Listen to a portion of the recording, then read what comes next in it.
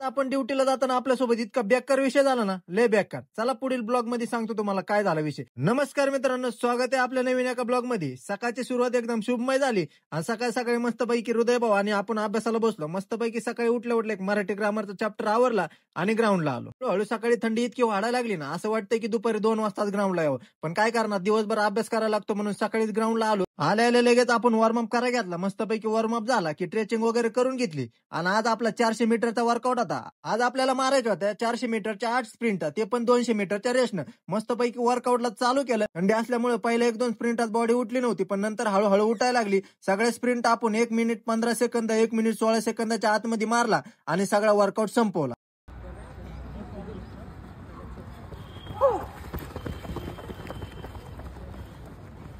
Speed workout तर झाला होता करून, म्हणलं चला आता गोळा टाकावा. मस्तपैकी मग गोळा टाकाय गेलो.